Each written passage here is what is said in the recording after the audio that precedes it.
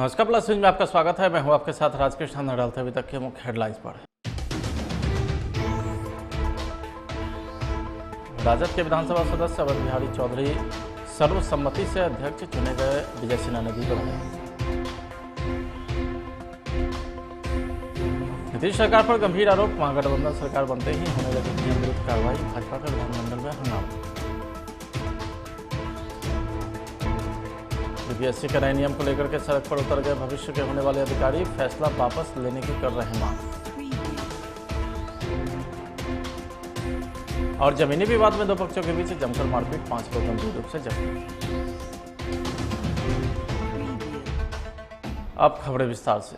राजद के विधानसभा सदस्य अवध बिहारी चौधरी सर्वसम्मति से विधानसभा अध्यक्ष चुने गए। उन्होंने सदन की कुर्सी संभालते ही राजद और लालू यादव से अपने निकट रिश्तों को लेकर के खूब सारी बातें की। चौधरी के विधानसभा अध्यक्ष बनने पर CM Nitish Kumar, deputy CM Tejashwi Yadav, विपक्ष के नेता विजय सिन्हा, पूर्व मुख्यमंत्री जीतनराम मांझी सहित विभिन्न सदस्यों ने उन्हें बधाई दी है। साथ ही आसन की गरिमा को बनाए रखने के सदस्यों ने भावना प्रकट की। सदस्य के प्रति आभार प्रकट करते हुए अवध बिहारी चौधरी ने कहा कि वे राजनीतिक और सार्वजनिक जीवन में महात्मा गांधी और लोहिया के विचारों से प्रभावित रहे हैं।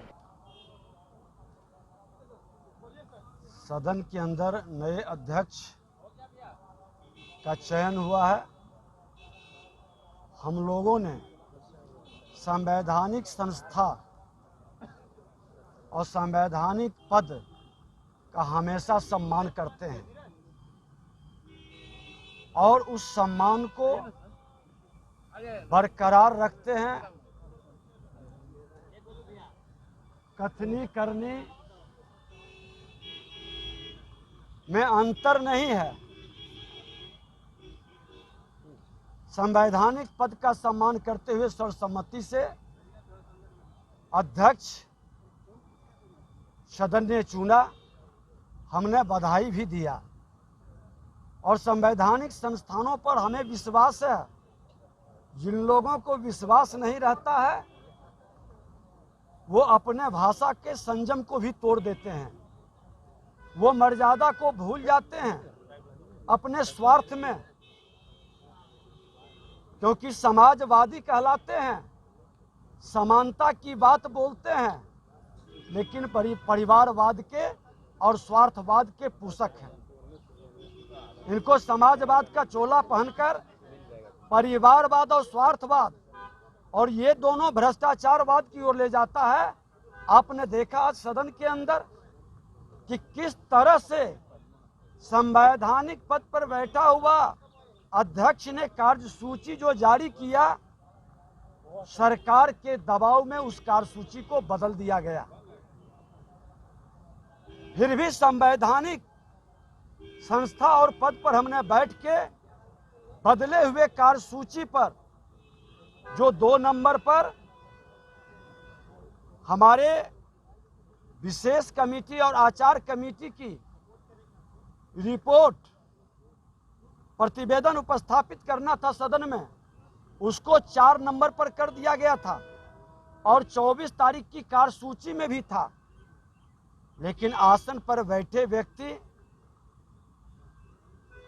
जो मर्यादा लोकतांत्रिक की बात करते हैं और अपने आप को संविधान के शपथ लेने के बाद किस तरह से समाज के अंदर एक नफरत का भाव पैदा करने का प्रयास करते हैं, उन्होंने उस कार्यसूची 4 नंबर पर जो था उसको सदन पटल पर नहीं रखा। क्या ये लोकतांत्रिक है? क्या कार्यसूची में आया हुआ विषय को क्यों रोका गया, क्यों छुपाया गया? क्या विशेष कमेटी के द्वारा जो सदन में चर्चा चली थी कि भ्रष्टाचार घोटाला हुआ था करोड़ों का, उस पर रिपोर्ट कमेटी ने दे दी है और उस घोटाले के रिपोर्ट में सदन को जानने का अधिकार नहीं है? सारा देश दुनिया उसको जानना चाहता है, लेकिन इन्होंने माननीय बिहार के मुख्यमंत्री नीतीश कुमार जी और नेता प्रतिपक्ष तेजस्वी यादव जी, उप मुख्यमंत्री, पहले नेता प्रतिपक्ष थे तेजस्वी यादव जी, अब वर्तमान में उप मुख्यमंत्री हैं, उन्होंने कहा कि हम दोनों मिलकर धमाल करेंगे। इनका धमाल का शुरुआत हो गया है। ये भ्रष्टाचार का कमाल करेंगे। ये भ्रष्टाचार के गंगोत्री में फिर से मिलकर डुबकी लगाएंगे। प्रतिवेदन को जो भ्रष्टाचार घोटाला के संदर्भ में है उसको सदन पटल पर उपस्थापित नहीं करना एक शुभारंभ है। जो आसन को अपने पैरों तले रोंदा, आचार समिति की रिपोर्ट भी उपस्थापित करनी थी, उसमें उप मुख्यमंत्री और कई मंत्री के नाम भी हैं, उस पर भी कार्रवाई का रिपोर्ट को सदन पटल पर रखना था, उसको भी इन्होंने नहीं रखा। हमने तो सदन में आग्रह किया कि जो कार्यसूची में था, आप नए अध्यक्ष बने हैं, अध्यक्ष किसी पार्टी का नहीं होता है, आसन निरपेक्ष होता है। जिस निरपेक्षता के भाव से हम पर तो आरोप भी लगा था कि आप प्रतिपक्ष को ज्यादा समय देते हैं, प्रतिपक्ष की आवाज को दबाते नहीं हैं। आज वो उम्मीद हम करते हैं नए अध्यक्ष से भी कि प्रतिपक्ष की इस मांग को, इस आवाज को प्रतिपक्ष के नेता के रूप में जब हमने बोलने लगा विषय पर, तो किस तरह से माहौल बनाया गया और आसन के द्वारा जिस तरह से परिलक्षित हुई, तो आज प्रथम दिन था। हमें उम्मीद है, आसन पर भरोसा है कि आसन की गरिमा और निरपेक्षता को जरूर बरकरार रखेंगे।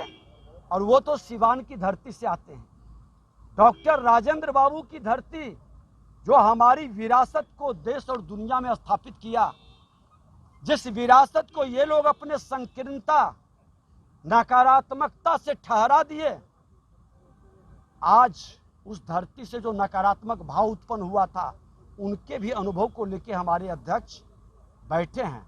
हमने कहा है कि बिहार उस नकारात्मक ऊर्जा से फिर प्रभावित न हो। बिहार में विपक्षी पार्टी बन चुकी बीजेपी अब सरकार को घेरने के लिए लगातार आक्रामक रुख अपना रही है। नेता प्रतिपक्ष विजय सिन्हा सरकार पर निशाना साधने से नहीं चूके।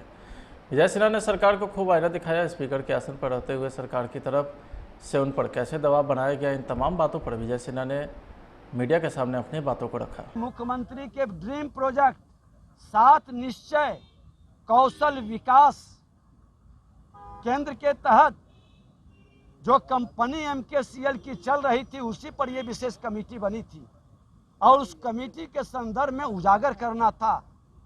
कई बातें चर्चा में आ रही है, लोग पब्लिक के लिए हमको भी बता रहे हैं कि ये सारा मामला है।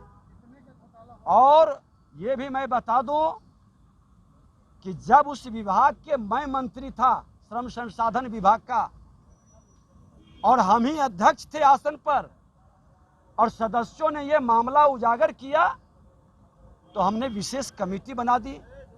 जब एक मंत्री घोटाला और भ्रष्टाचार पर विशेष कमेटी बनाकर प्रतिवेदन को उपस्थापित करने के लिए कह रहा है, तो माननीय मुख्यमंत्री जी, आप क्यों छुपाना चाहते हैं?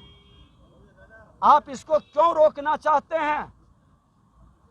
आपके कई पदाधिकारी जो निकटतम हैं, क्या उन लोग को संरक्षित करना चाहते हैं? कमेटी उजागर आप करें, भ्रष्टाचार पर जीरो टॉलरेंस कथनी एक है, आप कथनी करनी एक करने का प्रयास करें। बरगलाने का खेल अब नहीं चलेगा। आप ही का जीरो टॉलरेंस भ्रष्टाचार का मामला पर हम लोग विपक्ष के लोग पूरा सजग है। भ्रष्टाचार अपराध मुक्त बिहार जंगल राज 2 को कतई नहीं आने देंगे। और जंगल राज 2 को भी हम लोग हटाए थे। जंगल राज 3 का पार्ट आप जो शुरू किए हैं, इस पार्ट का समापन भी हम लोग आपके ही कारनामा से उजागर करेंगे। नेता को ठंडा करने की बात हो रही है, उप मुख्यमंत्री तेजस्वी यादव ने कहा है। मैं निमंत्रण देता हूं कि अगर जो भ्रष्टाचार के मामले में कोई भी फाइल आपका है, तो पहले अपना भ्रष्टाचार का फाइल और हजारों करोड़ के मामले में कोर्ट द्वारा आरोपित और दोषी सिद्ध किए हुए व्यक्ति को राष्ट्रीय अध्यक्ष से हटाकर राजनीति की शुचिता को बरकरार करें। पहले उसको तो कर लें। धन्यवाद। 24 और 25 के चुनाव में ठिकाना लगाने की बात और एक चीज कह देंगे, शोक प्रस्ताव का विषय था, संयोग से नहीं ला सके हैं, कहीं न कहीं एक भूल है, हमारे सदस्यों ने ध्यान आकृष्ट किया है शोक प्रस्ताव का। ठिकाने लगाने नीतीश सरकार पर विधानसभा की कार्यवाही के लिए तय किए गए एजेंडे को बदलने और 2 प्रतिवेदन को दबाने का आरोप लगा करके भाजपा विधायक ने विधानसभा की कार्यवाही शुरू होने के पहले जोरदार नारेबाजी की है। पूर्ववर्ती एनडीए सरकार के दौर में तत्कालीन विधानसभा अध्यक्ष विजय सिन्हा के नेतृत्व वाली टीम ने विशेष समिति एवं आचार समिति का प्रतिवेदन तैयार किया था। भाजपा ने नीतीश सरकार पर आरोप लगाया है कि सभा पटल पर दोनों प्रतिवेदन को पेश नहीं किया गया है। महागठबंधन सरकार संविधान और विधायिका का गला घोटने पर उतारू हो गई। इसी को लेकर भाजपा विधायक ने विधानसभा के बाहर जोरदार प्रदर्शन किया है। कुछ दिन पहले बीपीएससी परीक्षा को लेकर नए पैटर्न की घोषणा की गई थी, जिसमें सबसे बड़ा बदलाव 67वें बीपीएससी प्रारंभिक परीक्षा को 2 दिनों तक आयोजित करने का फैसला था, जिसका विरोध अब तक सोशल मीडिया पर हो रहा था। लेकिन अब आयोग के इस फैसले के विरोध में बिहार में भविष्य में होने वाले अधिकारी सड़क पर उतर गए। आयोग के खिलाफ बीपीएससी गेट पर हंगामा किया और जमकर नारेबाजी भी की है। बीपीएससी परीक्षा के पैटर्न में हुए बदलाव के विरोध में प्रदर्शन कर रहे अभ्यर्थी ने कहा है कि खेल के बीच में नियम नहीं बदलेगा और बीपीएससी 67वीं के लिए जब नोटिफिकेशन निकला था उस समय परीक्षा का जो पैटर्न था उसी पैटर्न पर फिर से परीक्षा ली जानी चाहिए। मधुबनी जिले के अरेरा थाना अंतर्गत नगवास गांव में जमीनी विवाद में 2 पक्षों के बीच जमकर मारपीट की घटना का मामला सामने आया है, जिसमें एक पक्ष के 5 लोग गंभीर रूप से जख्मी हो गए हैं। इस संबंध में सुगारत शाह ने अरेरा थाना को आवेदन देकर के जांच और कार्रवाई की गुहार लगाई है। एसएचओ राजकिशोर कुमार ने बताया कि मामले की जांच की जा रही, दोषी के विरुद्ध कार्रवाई की जाएगी।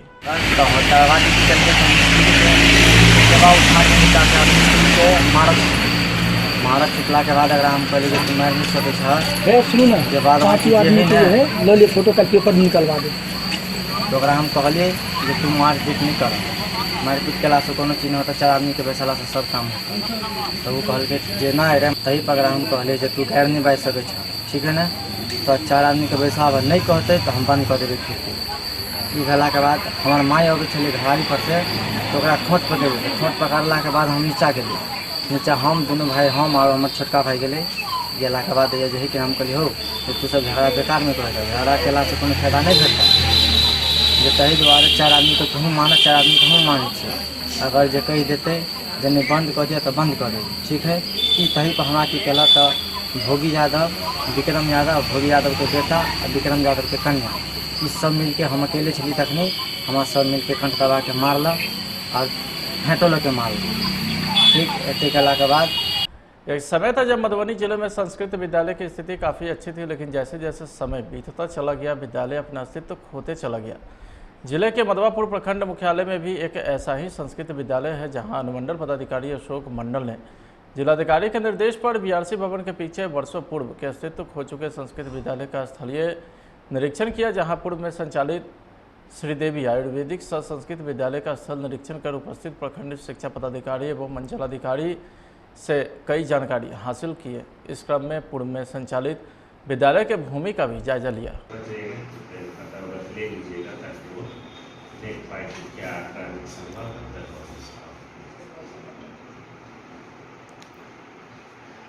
भविष्य निधि और ओवर टाइम का बकाया पैसा भुगतान करने सहित अन्य मांगों को लेकर के जिले के एम्बुलेंस चालक की हड़ताल से मरीजों को काफ़ी परेशानियों का सामना करना पड़ा। मधुबनी जिले में 102 एम्बुलेंस सेवा परिचालन ठप कर अनिश्चितकालीन कार्य बहिष्कार की घोषणा कर दी है।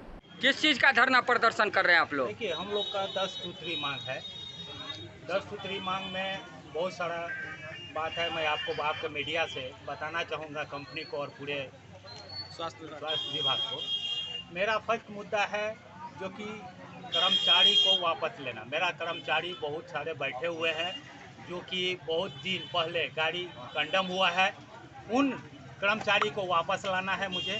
दूसरी मांग है मेरा पीएफ ईएसआई, जो कि मेरे अंशदान कटौती होता है और 18 से 24 महीना तक कंपनी द्वारा इसको जमा नहीं किया गया है पीएफ में। तीसरी मुद्दा है जो अभी त्रिपक्षीय वार्ता 19/8/2019 को हुआ था, उसमें साफ तौर पे कंपनी, श्रम अधीक्षक और हमारे संघ के जो नेता सब थे उनके बीच त्रिपक्षीय वार्ता हुआ था, जो कि 10% सालियाना वृद्धि होगी मूल वेतन में। सो 2019 में जब हुआ था तब एक बार हम लोग को लागू किया गया, उसके बाद से आज तक न उस पर पहल हुआ है न बढ़ोतरी हुआ है। तीसरी बात है, हम लोग का बोनस नहीं दिया जाता है साल में। चौथा बात है, जो कि गाड़ी हम लोग की खराब रहती है, उस स्थिति में कंपनी द्वारा कटौती कर लिया जाता है। क्यों भाई, कंपनी का काम है गाड़ी ठीक करवाना, हम तो सेवा देने के लिए है, लेकिन आप कंपनी गाड़ी नहीं बनाती है तो उसमें मेरा क्या कसूर है? उसमें वेतन क्यों कटौती होगा स्टाफ का? 12 घंटा ड्यूटी सो ले लेती है सब। यही सब बात है। यही आपका सब नाम? हम सुनील कुमार मंडल, चालक 102 सचिव, उप सचिव जी। पटना में प्रदर्शन के दौरान तिरंगे लिए शिक्षक अभ्यर्थी की पिटाई मामले की जांच के लिए और 5 दिन का समय मांगा गया है। इसके लिए पटना के उप विकास आयुक्त ने पटना डीएम को पत्र लिखा है, जिसमें उन्होंने कहा है कि घटना का सीसीटीवी फुटेज उपलब्ध नहीं होने की वजह जांच पूरी नहीं हो पाई है, इसलिए 5 दिनों का अतिरिक्त समय दिया जाए। जिसके बाद पत्रकारों ने वित्त मंत्री विजय चौधरी से एडीएम पर कार्रवाई नहीं होने को लेकर के सवाल भी दागा। प्रशासन की मंशा तो 2 दिन जब निर्धारित किया था तो निश्चित रूप से साफ रही होगी, लेकिन जिनको जांच का जिम्मा दिया था, हमको लगता है कि कोई सीधे हमसे तो जुड़ा मामला है नहीं, जिला प्रशासन से जुड़ा मामला है, लेकिन सामान्य तौर पर ऐसी स्थितियों में जो होता है, अगर जो जांच पदाधिकारीगण हैं उनको अगर और गहराई से जांच करने की आवश्यकता होती है तो वो समय मांगते हैं। तो जल्दी से रिपोर्ट आ जाए, जिस भी हालत की बात हो, उससे तो कहीं अच्छा होता है कि 2-4 दिन देर से ही आए, लेकिन सही रिपोर्ट आए, तथ्यात्मक रिपोर्ट आए। इसलिए अगर जांच पदाधिकारियों ने कुछ समय मांगा है तो ये समय देना कोई मैंने अनुचित बात नहीं है।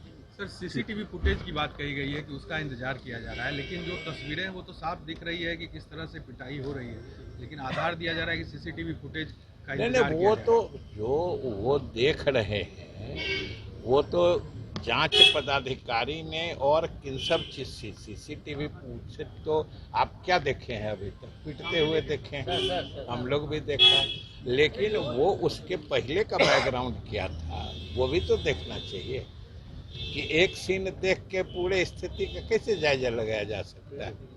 इसलिए अगर वो देख रहे हैं, हाँ, अगर कोई दूसरा सीन भी या दूसरी स्थिति भी देखेंगे तो उस तरीके से पीटने को कोई कैसे जायजा दे। लेकिन जांच पदाधिकारी का जिम्मा तो पूरी घटना, पूरी स्थिति की जांच करना है ना, सिर्फ एक विजुअल देख के फैसला कर लेना ये भी तो उचित नहीं है, आप लोग भी समझिएगा।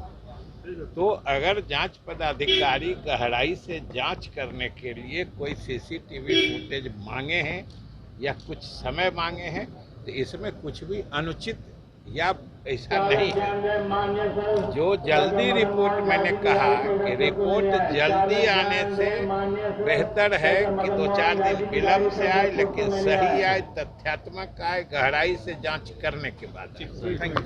बिहार में संवैधानिक संकट उत्पन्न होने का आरोप विधान परिषद में नेता प्रतिपक्ष सम्राट चौधरी ने लगाया है।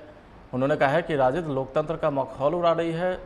सम्राट चौधरी ने एक राजद नेताओं से संबंधित एक फोटो पोस्ट की है। उसने लिखा है कि बिहार में संवैधानिक संकट उत्पन्न हुआ है। बिहार विधान परिषद में डिप्टी सीएम की कुर्सी पर राजद की राजमाता राबड़ी देवी विराजमान है। देखिए, ये अत्यंत ही दुर्भाग्यपूर्ण है। मैंने कहा कि लोकतंत्र की हत्या करने का प्रयास है। ये राजतंत्र नहीं है। राजतंत्र होता तो लालू प्रसाद जी तेज प्रताप यादव को डिप्टी सीएम बनाते। राजतंत्र है नहीं, ये लोकतंत्र है। और ये अत्यंत ही दुर्भाग्यपूर्ण है कि विधान परिषद में उप मुख्यमंत्री का जो चैम्बर है उसमें राजमाता, राष्ट्रीय जनता दल की राजमाता राबड़ी देवी बैठती हो। इससे बड़ा पूरे बिहार के लिए लोकतंत्र की हत्या करने वाला दृश्य दूसरा नहीं हो सकता। यह दुर्भाग्य है कि इस तरह की स्थिति उत्पन्न हुई। आप लोगों को सोचना पड़ेगा, बिहार की जनता को सोचना पड़ेगा ये जो ठग महागठबंधन बना है, ये अनैतिक गठबंधन है।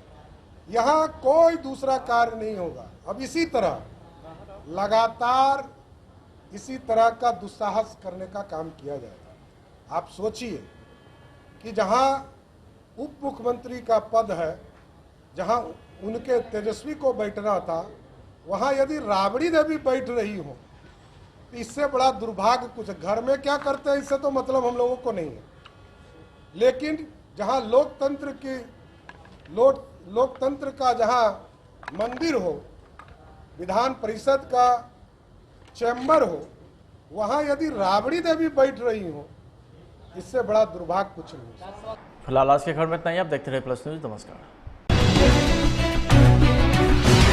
राजद के विधानसभा सदस्य अवैध बिहारी चौधरी सर्वसम्मति से विधानसभा अध्यक्ष चुने गए। उन्होंने सदन की कुर्सी संभालते ही राजद और लालू यादव से अपने निकट रिश्तों को लेकर के खूब सारी बातें की। चौधरी के विधानसभा अध्यक्ष बनने पर CM Nitish Kumar, deputy CM Tejashwi Yadav, विपक्ष के नेता विजय सिन्हा, पूर्व मुख्यमंत्री जीतनराम मांझी सहित विभिन्न सदस्यों ने उन्हें बधाई दी है। साथ ही आसन की गरिमा को बनाए रखने के सदस्यों ने भावना प्रकट की। सदस्य के प्रति आभार प्रकट करते हुए अवैध बिहारी चौधरी ने कहा कि वे राजनीतिक और सार्वजनिक जीवन में महात्मा गांधी और लोहिया के विचारों से प्रभावित रहे हैं।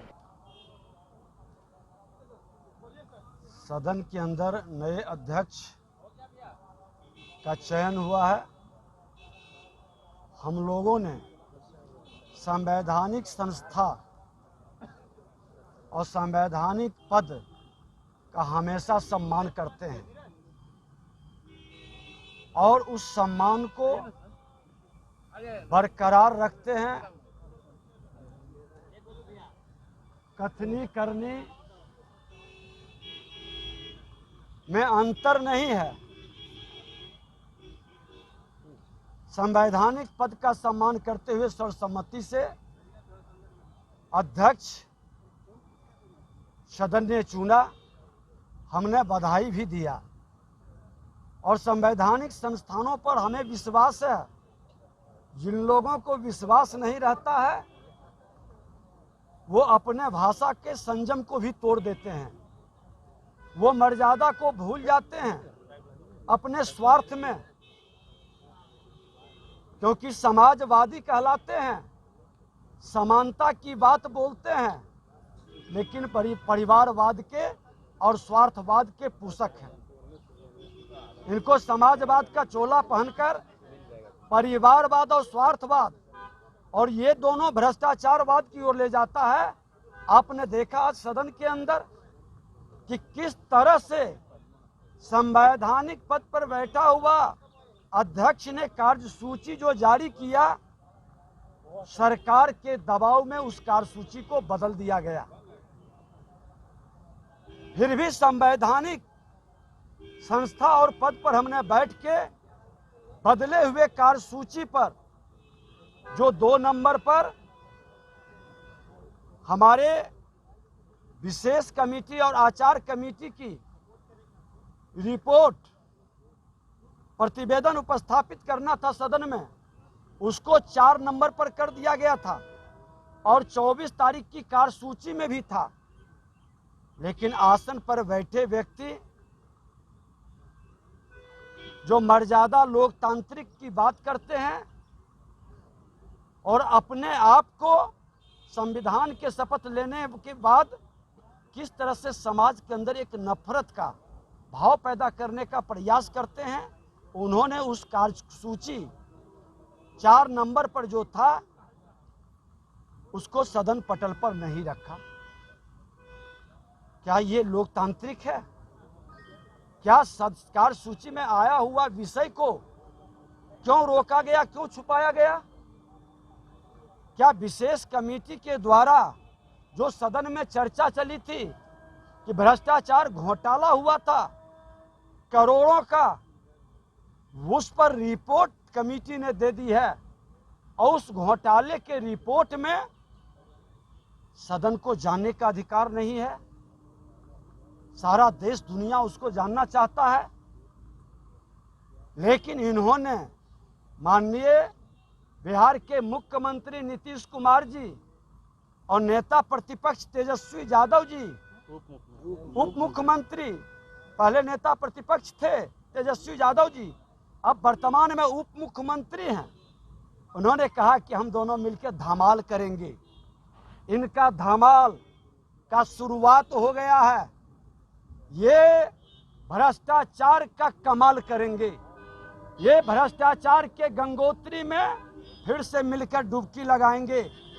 प्रतिवेदन को जो भ्रष्टाचार घोटाला के संदर्भ में है उसको सदन पटल पर उपस्थापित नहीं करना एक शुभारंभ है।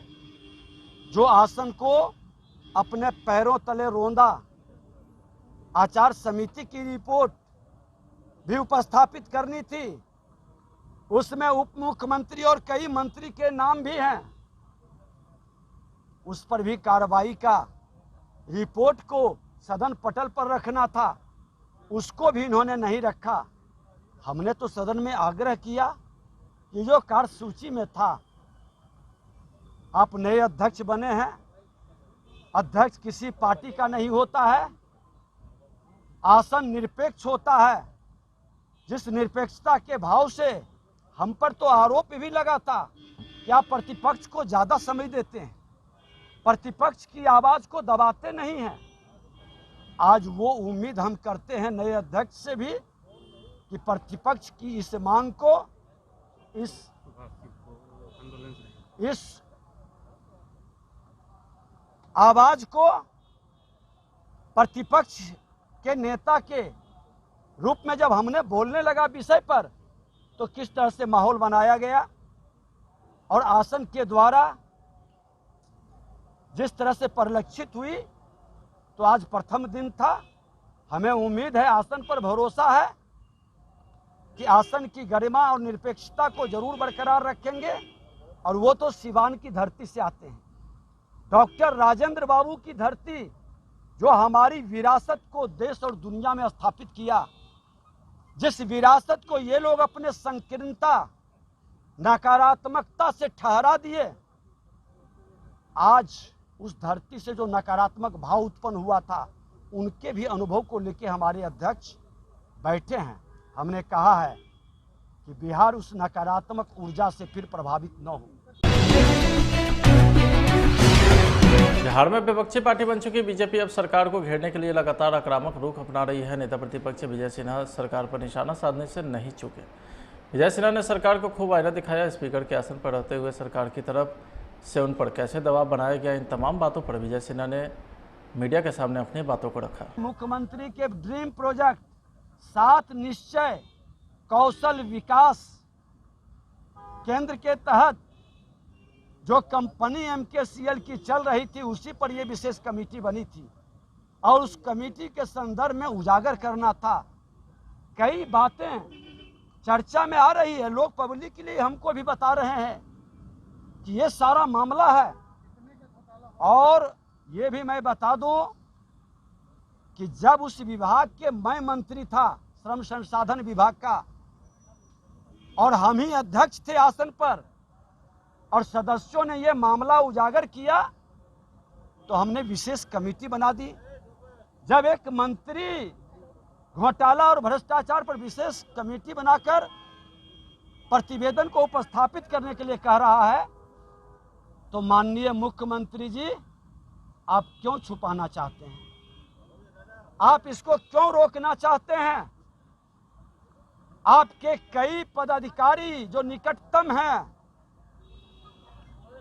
क्या उन लोग को संरक्षित करना चाहते हैं? कमेटी उजागर आप करें, भ्रष्टाचार पर जीरो टॉलरेंस कथनी एक है, आप कथनी करनी एक करने का प्रयास करें। बरगलाने का खेल अब नहीं चलेगा। आप ही का जीरो टॉलरेंस भ्रष्टाचार का मामला पर हम लोग विपक्ष के लोग पूरा सजग है। भ्रष्टाचार अपराध मुक्त बिहार जंगल राज 2 को कतई नहीं आने देंगे। और जंगल राज 2 को भी हम लोग हटाए थे। जंगल राज 3 का पार्ट आप जो शुरू किए हैं, इस पार्ट का समापन भी हम लोग आपके ही कारनामा से उजागर करेंगे। नेता को ठंडा करने की बात हो रही है, उप मुख्यमंत्री तेजस्वी यादव ने कहा है। मैं निमंत्रण देता हूं कि अगर जो भ्रष्टाचार के मामले में कोई भी फाइल आपका है तो पहले अपना भ्रष्टाचार का फाइल और हजारों करोड़ के मामले में कोर्ट द्वारा आरोपित और दोषी सिद्ध किए हुए व्यक्ति को राष्ट्रीय अध्यक्ष से हटाकर राजनीति की शुचिता को बरकरार करें। पहले उसको तो कर लें। धन्यवाद। 24 और 25 के चुनाव में ठिकाना लगाने की बात और एक चीज कह देंगे, शोक प्रस्ताव का विषय था, संयोग से नहीं ला सके हैं, कहीं न कहीं एक भूल है, हमारे सदस्यों ने ध्यान आकृष्ट किया है शोक प्रस्ताव का। ठिकाने लगाने पटना में प्रदर्शन के दौरान तिरंगे लिए शिक्षक अभ्यर्थी की पिटाई मामले की जांच के लिए और 5 दिन का समय मांगा गया है। इसके लिए पटना के उप विकास आयुक्त ने पटना डीएम को पत्र लिखा है, जिसमें उन्होंने कहा है कि घटना का सीसीटीवी फुटेज उपलब्ध नहीं होने की वजह जांच पूरी नहीं हो पाई है, इसलिए 5 दिनों का अतिरिक्त समय दिया जाए। जिसके बाद पत्रकारों ने वित्त मंत्री विजय चौधरी से एडीएम पर कार्रवाई नहीं होने को लेकर के सवाल भी दागा। प्रशासन की मंशा तो 2 दिन जब निर्धारित किया था तो निश्चित रूप से साफ रही होगी, लेकिन जिनको जांच का जिम्मा दिया था, हमको लगता है कि कोई सीधे हमसे तो जुड़ा मामला है नहीं, जिला प्रशासन से जुड़ा मामला है, लेकिन सामान्य तौर पर ऐसी स्थितियों में जो होता है, अगर जो जांच पदाधिकारीगण है उनको अगर और गहराई से जांच करने की आवश्यकता होती है तो वो समय मांगते हैं। तो जल्दी से रिपोर्ट आ जाए, जिस भी हालत की बात हो, उससे तो कहीं अच्छा होता है कि 2-4 दिन देर से ही आए, लेकिन सही रिपोर्ट आए, तथ्यात्मक रिपोर्ट आए। इसलिए अगर जांच पदाधिकारियों ने कुछ समय मांगा है तो ये समय देना कोई माने अनुचित बात नहीं है। सर, सीसीटीवी फुटेज की बात कही गई है कि उसका इंतजार किया जा रहा है, लेकिन जो तस्वीरें हैं वो तो साफ दिख रही है कि किस तरह से पिटाई हो रही है, लेकिन आधार दिया जा रहा है कि सीसीटीवी फुटेज का इंतजार नहीं, वो तो जो वो देख रहे हैं वो तो जांच पदाधिकारी ने और किन सब चीज सीसीटीवी पूछे तो आप क्या देखे हैं? अभी तक पीटते हुए देखे हैं, हम लोग भी देखा, लेकिन वो उसके पहले का बैकग्राउंड क्या था वो भी तो देखना चाहिए कि एक सीन देख के पूरे स्थिति का कैसे जायजा लगाया जा सकता है। इसलिए अगर वो देख रहे हैं, हाँ, अगर कोई दूसरा सीन भी या दूसरी स्थिति भी देखेंगे तो उस तरीके से पीटने को कोई कैसे जायजा दे। लेकिन जांच पदाधिकारी का जिम्मा तो पूरी घटना, पूरी स्थिति की जांच करना है ना, सिर्फ एक विजुअल देख के फैसला कर लेना ये भी तो उचित नहीं है, आप लोग भी समझिएगा। तो अगर जांच पदाधिकारी गहराई से जांच करने के लिए कोई सीसीटीवी फुटेज मांगे हैं या कुछ समय मांगे हैं तो इसमें कुछ भी अनुचित या ऐसा नहीं है। जो जल्दी रिपोर्ट, मैंने कहा कि रिपोर्ट जल्दी आने से बेहतर है कि 2-4 दिन विलम्ब से आए, लेकिन सही आए, तथ्यात्मक आए, गहराई से जांच करने के बाद। Thank you.